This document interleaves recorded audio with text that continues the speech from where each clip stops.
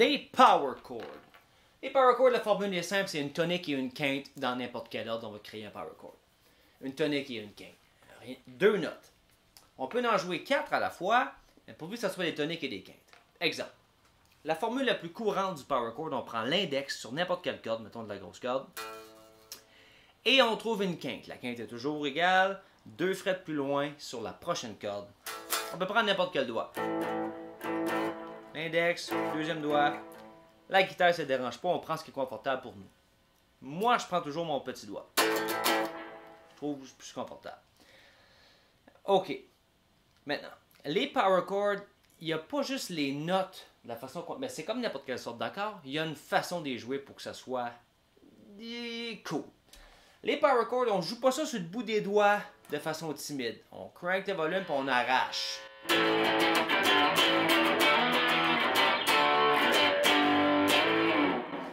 Mais pour faire ça, si je bloque pas les cordes, ça va sonner comme ceci. Pourri! Une des tâches de la main avec les power chords est de bloquer tous les cordes qu'on ne veut pas qu'ils jouent. Quand je dis bloquer, c'est-à-dire, si je prends une corde et je ne pèse pas dessus, ça va faire... Si je pèse, si je ne touche pas, si j'appuie mais je ne pèse pas. En fait, je touche sans peser, ça fait clic, clic, clic.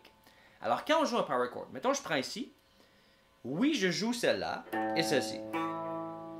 Mais le reste de ma main, le reste de mes doigts, toute mon attention, tout mon focus, tout ce que je peux faire avec n'importe quel autre doigt, j'empêche les autres cordes de résonner, ce qui fait qu'avec mon pic, je les joue presque toutes. Oui, je vais focusser sur les grosses, mais je ne joue pas sur le bout des doigts comme ça, en ayant peur de frapper d'autres cordes. Non, je les bloque avec le reste de ma main pour être capable de faire...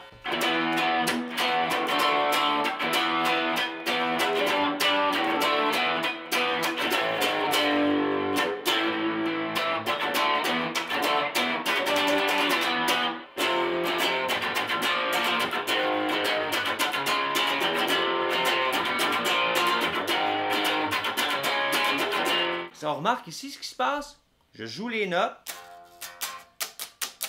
je bloque aussitôt.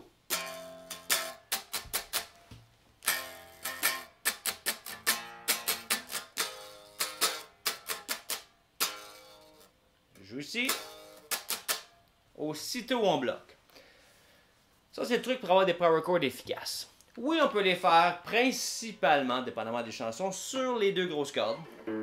Ici. Ou sur les cordes suivantes.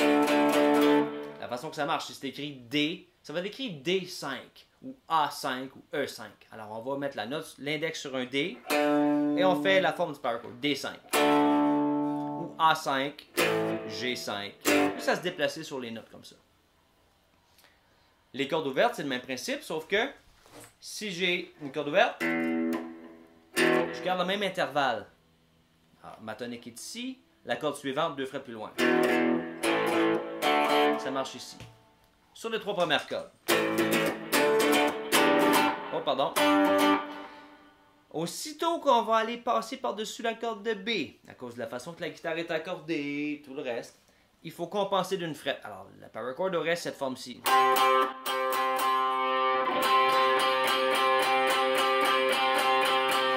On entend ça souvent dans des chansons pop, des chansons country, des chansons new country, des chansons U2, Coldplay, c'est des sons qui sont utilisés souvent. Et si on va sur la petite corde, aussi dans U2 et compagnie, ça serait le même principe, c'est la même forme. Une tonique et une quinte, une tonique et une quinte, une tonique et une quinte, tonique et quinte, tonique et quinte. OK? Très facile. Ceci étant dit, on peut doubler les toniques ou doubler les quintes. Exemple, si je prends D5, je peux doubler l'octave et jouer aussi la note qui est en dessous de la quinte ici. Parce que j'ai une octave. Et je peux prendre la quinte et doubler la quinte plus grave que la tonique. On aurait...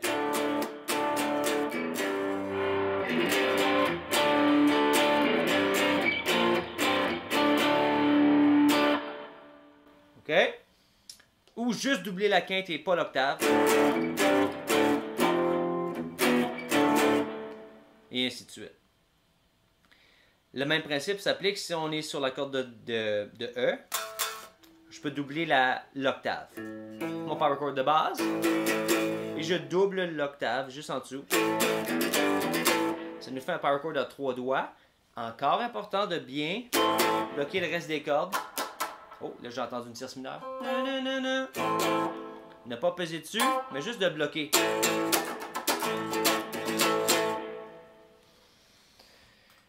Ça, ce serait pour les power chords.